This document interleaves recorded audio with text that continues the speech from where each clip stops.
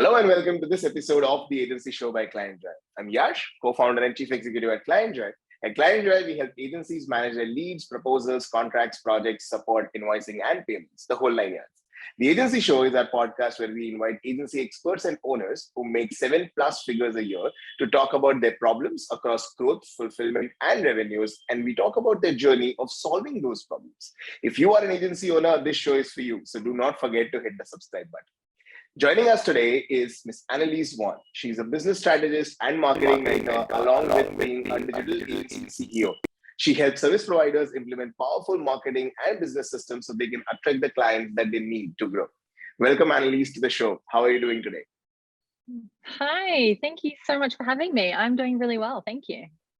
Awesome. And so thank you for joining us again. And what I wanted to ask you, just to start off the bat, was just very quickly, we ourselves used to be an agency as well. We started as a 2-people IT agency doing websites, and then grew it to a 55-people operation.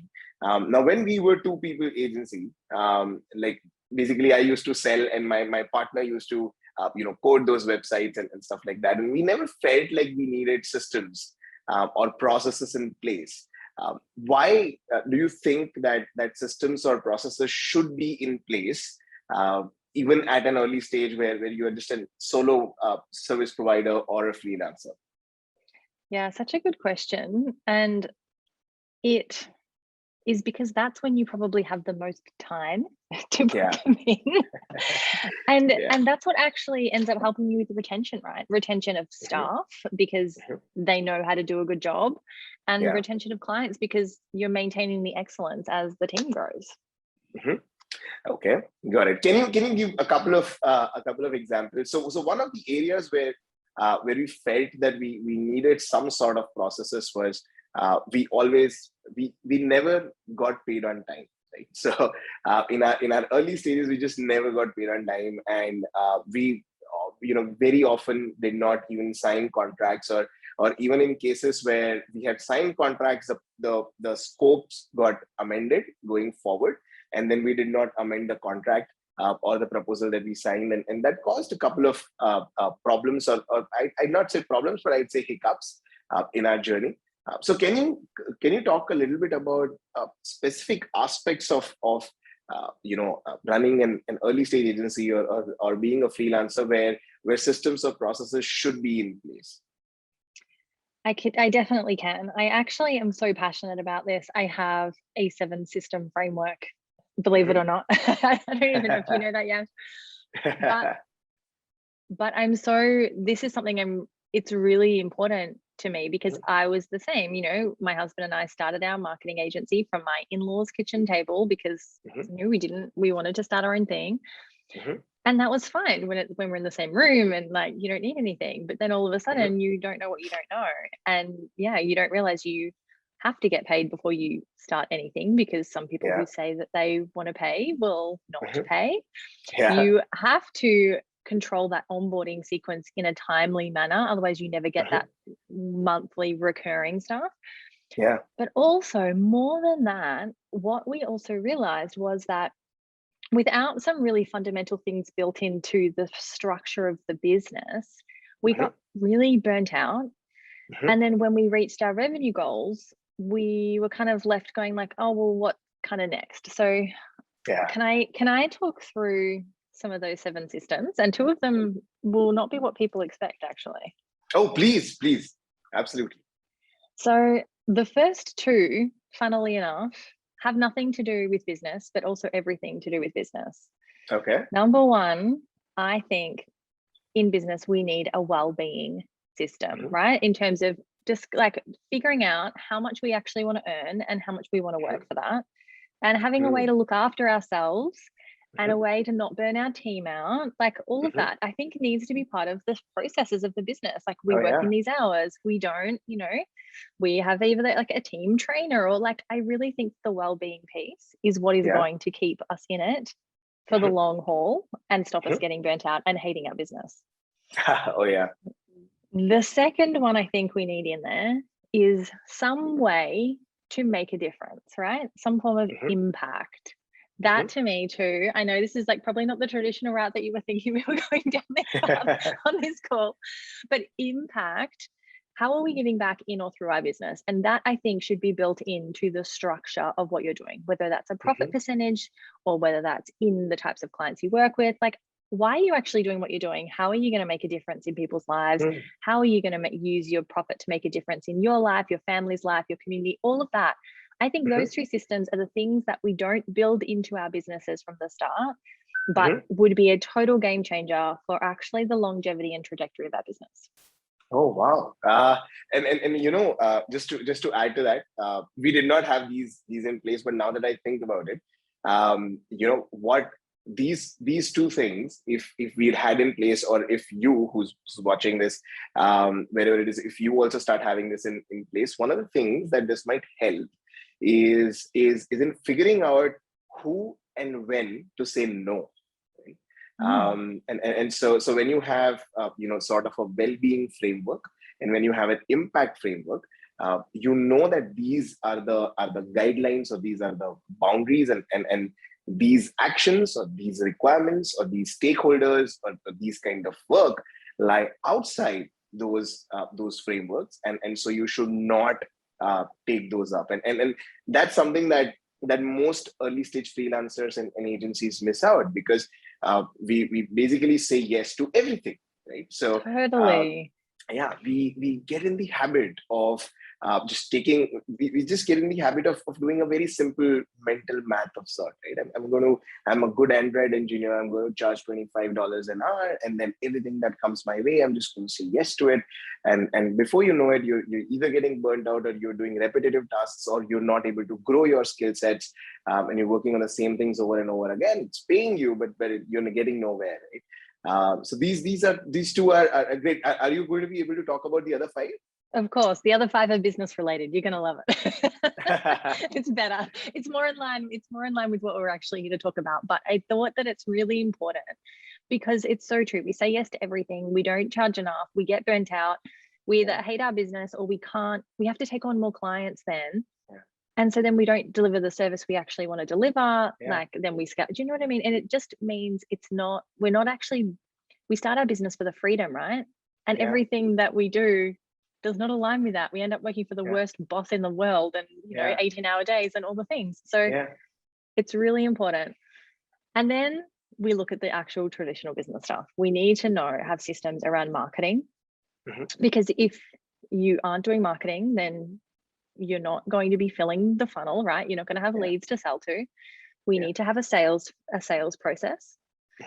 We need to have stuff around finance and legal. Like, of course, you can probably get someone else to do that. But we need systems around those things, or we're going to end up in hot water. We need systems around service delivery, like what you're saying, around how do we get paid? How do we manage quality? How do we retain clients? Like all of that. How do we manage projects? And we need a system around people, around hiring people, around looking after people, training people, keeping people. So those 5 systems, in addition to the first 2, are what we need systems and processes around, and ideally software to help us organize all of that and automate a bunch of it. Oh yeah, oh absolutely, and so you thank you for softly plugging Clientjoy in as well, that you need software. Of course you do. around your sales process and getting paid process and stuff like that, and so that's super important. But while I understand the other 5 are business related, I think if you have the first 2 in place, you kind of are able to figure out the next steps fairly easily, and kind of navigate through that, because most of them can be categorized into 2 aspects, right? So most of the other 5 processes and systems can be categorized into 2 aspects, and so the first aspect is that there are industry standards, right? So it's like your legal and compliance and accounting and all the back office stuff. There are industry standards, and if you just know someone in your geography, in your country, who's like 3 or 4 years ahead of you in your journey, then you'll be able to figure that out. So that's the first category of building those systems and processes. And then the second category could be basically where it's fairly iterative in nature, right? So the marketing and the sales aspect, you might want to kind of try a couple of different things, try a couple of different positioning, figure out what resonates with your potential clients and what your ideal client persona is looking for, and then figure out how to make sure that the funnel is healthy and it's not leaking, and you can then work on expanding the top of the funnel and so on and so forth. So but the first two are super critical and super important, because I think they help you answer the why of whatever it is that you're doing. And so thank you for that answer. The next thing that I wanted to understand from you is if you have you seen, I'm sure there was a time in your journey as well where you did not have these systems and processes, and then you did. And so can you talk a little bit around the difference in terms of your own functioning for around the time when you didn't have these things in place, and then when you did, and what was your journey like? Yeah, definitely. I think there's two things that really became apparent to us when we started to grow. So the first one was, I knew I needed help because we were growing. And then that person came in and I had nothing to give them. I couldn't hand anything over because I had no training material for them, because we had nothing that was systematized. It was all in my brain. Yeah. And so I was paying this person effectively to not do anything because I couldn't really hand anything over. And then when I finally handed little bits and pieces over, that hire, and a few hires actually, I was a bit of a slow learner, to be honest, went really badly, because how could they do a good job when they didn't know what good actually looked like, right? There was no benchmark, so they couldn't meet the benchmark. So it wasn't their fault. but I was like, oh, this isn't working, and you're not giving me what I need. And I'm like, oh, I actually had to really look at myself and be like, oh, you're not being a good leader because you haven't set them up for success. Oh, wow. So that was a really big wake up call for me, but it did take a few different, like, I was like, okay, I just don't need that type of person. I need this type of person, or I need this role. No, I don't need that role. I need this role. So it took maybe 3 or 4 hires for me to go, oh, it's just me. Like, it's not them. The common denominator is me. And sometimes we have to look at ourselves, right? And see where the holes are. And the second thing that I knew was that once these people came on board, that the quality for clients wasn't getting maintained, that quality control. And so we lost clients because I hadn't trained the people properly to be able to deliver as high a result. And so effectively, they would give me something I'd have to fix. So I was still managing so many clients that it was outside of capacity. You can only juggle so many balls, right? And so without great systems and processes in place, you cannot maintain the level of excellence that your clients deserve, and that you're a service provider. You want, probably, if you're an agency, you're probably a service provider.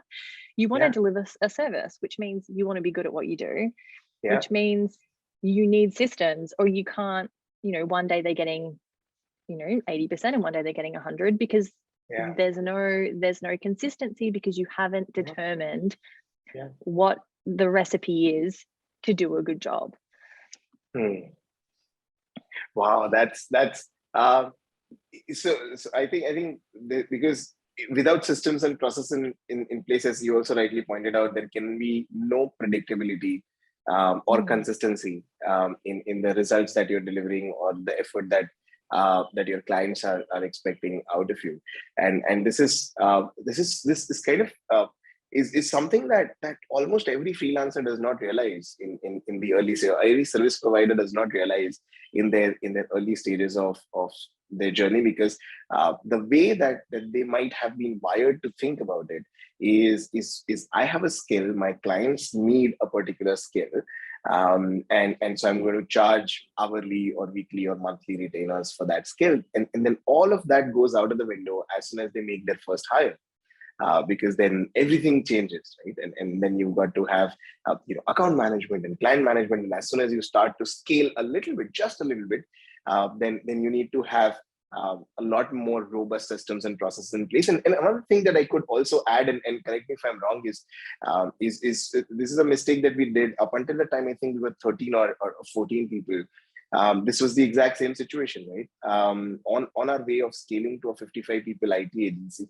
By the time that we were 13 or 14, we didn't have any documentation, right? And so everything was passwords of certain applications, invites, or even the team employee or the team member onboarding was not in place, right? And so so we just remember, we forgot to invite this person to this particular software that we're using for monitoring that client's server outages or whatever the case may be. And we didn't have all of those things in place. And I think one of the things that you also need is documentation, right? And so a small trick maybe that I found was every time that I was making a decision, I just document it out. I'll not think about beautifying it. I'll not think about having bullet points and headers and stuff like that.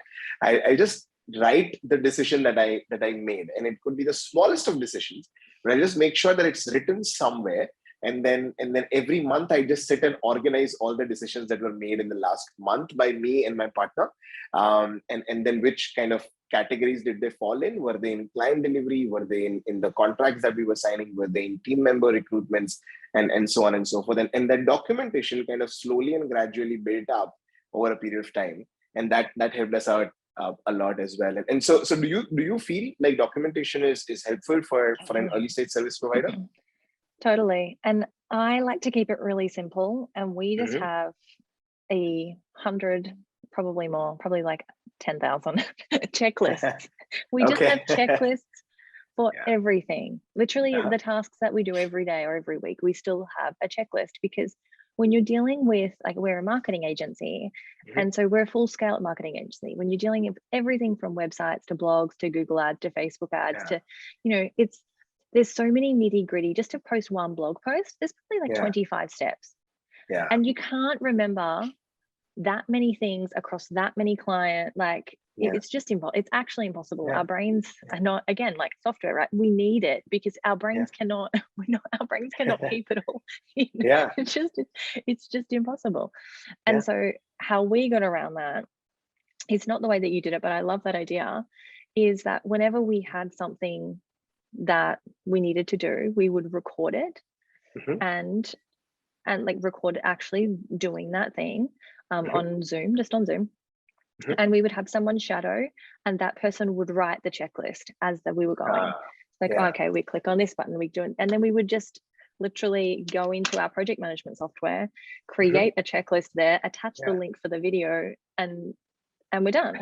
And so every time, now we've had that same blog post video for maybe 3 years. Like, so any new person that comes in to the business that needs to post a blog knows this is the way we do that thing. Correct. Correct.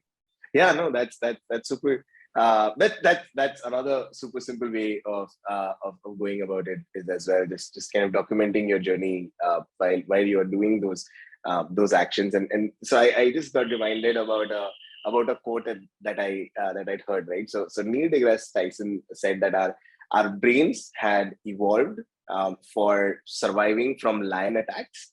And just kind of want to fix that over here, saying it was not able to remember the steps to posting a blog. And so please use software to remember what the steps should be, or creating checklists or creating documentation, and then essentially for each and everything that you're doing, because the more you use it, the more efficient it makes your life in the future. And that's super that's super helpful as well. The next thing that I want to ask you is on the lines of things where systems and processes might not be could not be created or applied, right? So as an example, how do you in creative aspects of running an agency, right? How do you create systems and processes? So as an example, in your case, maybe let's say, how do you make sure that the copy is well written, right? Or let's say if you're designing for a blog, if you're designing a feature image, how do you make sure that the feature image is up to the mark, right? And so how do you create the systems and processes and creative aspects of the work that your agency is putting out? Generally, it will be around, there's a couple of things. Most of our clients, we have one document that kind of explains what they like and do not like. And either they'll come in knowing that, or they'll have a branding guide, or we'll just learn that from working with them. You know, oh, that client hates script writing, for example. Like, it'll often be really silly little things that is just totally no logic to them, but that's what the client prefers. And so we'll have a document that says, like, these are the colors that they use, these are the fonts that they use, this is like their preferred whatever. So we have that document, but then it's the process around it is more around how that trail of communication and approval is. So for example, the client will communicate with the account manager will put it in the project management software. The person whose job it is, either the copywriter or the graphic designer, will take that, will use whatever guidelines they've been given, give that, and then that will get proofread, or it will, and then it goes back to the client for approval. And then, so that process is documented. And we have in our project management software, everything has a color. So if it's, in review, it goes from like from open to pending to in progress to ready for proofreading, in client review, needs edits. Like, it has the sequence that it goes through. So although you can't, I'm sure the copywriter has their own thing, but we don't really care what that is, as long as we get it back by the deadline. That's up to them, right? But you can document, and when you are dealing with dozens of clients or more, right, hundreds of clients, we're only in the dozens, so we're I think we're actually good at this level. Some people want ginormous agencies, 55 people, oh my goodness, I could not deal. But yeah, so I think you can put things in place, and a lot of it comes from trial and error. But like you said, if you can speak to someone who is that few steps ahead in your industry, then they can save you a whole heap of time. And that's a big part of what I do now, is I mentor freelancers, because I moved from freelancer to agency twice. And so I know all of those software and systems and things, and I actually sell that as a program, because then they don't have to create all of them. And so find someone for you who can skip you forward, right? They can save you lots of time.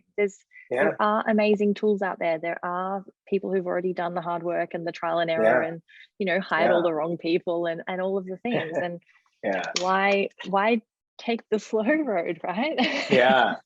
No, absolutely. And that was kind of my next question as well, or probably my next conversation point, which is where mistakes have been made by a lot of people, and some of them have done the hard work of documenting those mistakes as well, and so that you can reduce your cost of learning, right, and just learn from someone else's mistake. And so before I let you go, I just kind of wanted to get a little bit around the coaching or the mentoring piece that you also have on your website. If you could talk a little bit around that, what do you offer? How does it work? And who is it for? I think that would be super helpful. Yeah, and can I just say before I go into it, I love that I didn't know about you that you had owned such a large agency. And so I love that the software that you have is built around your experience there, because you don't know until like you said, you got stuck getting paid.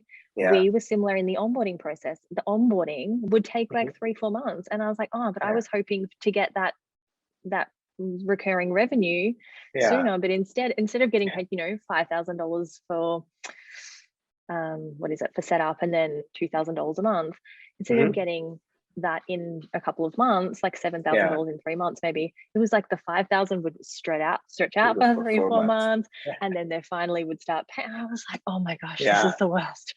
So so getting systems and software around things that are going to remind them and remind you and keep all of that intact is so it's going to save you a lot of money, people. It's going to save, to take it from, if you're not quite there yet, take it from people who have done this the hard way, trusting people and just thinking it's all going to work out.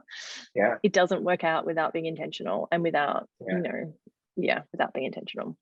Yeah, no, absolutely.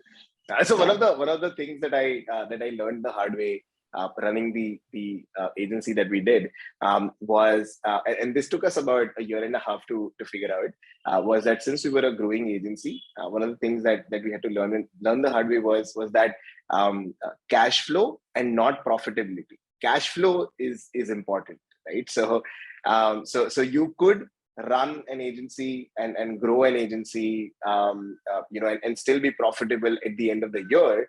But then there's no point if there are going to be 2 or 3 events in that year where you don't have money to pay salaries to the people, staff.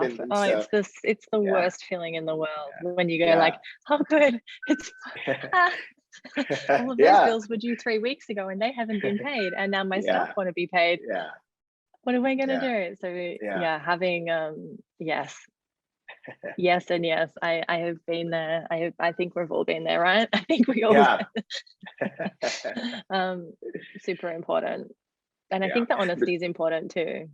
Yeah, no, absolutely. And so we kind of try to make sure and we share with people that, these are the projects that we already have.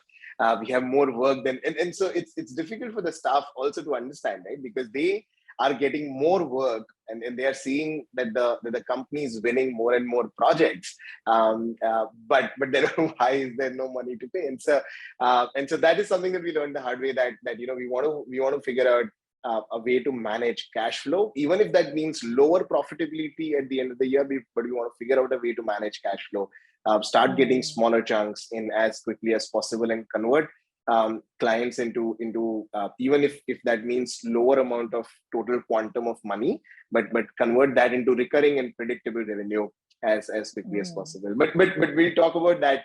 And get paid in advance. Get paid in advance. Do not start work if you don't get paid.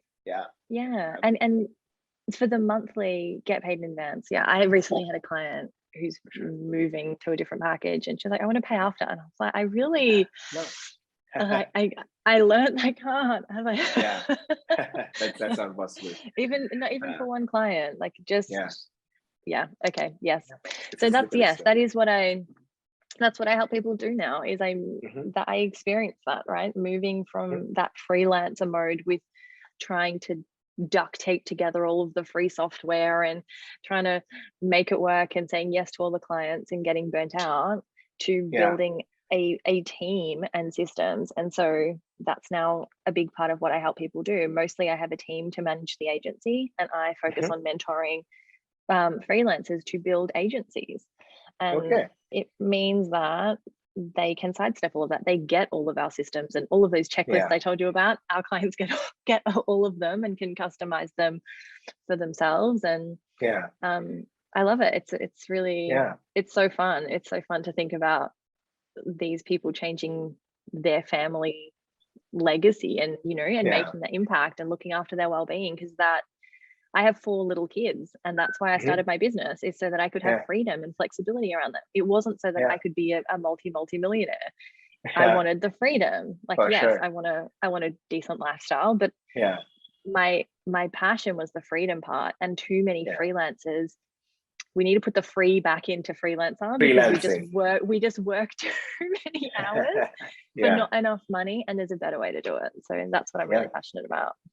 And so if people who are watching this or listening this, if they're interested into if they want to know more about the programs that you have, where could they go?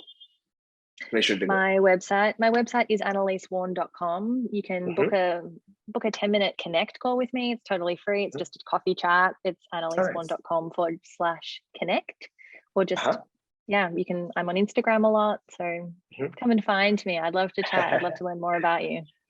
Awesome. So we will wherever you are listening to this or watching this, in the description we'll be linking Annelise's Instagram and their website, the Connect page as well. They also run a podcast which I which I recommend that you also check out, and you also listen to it as well.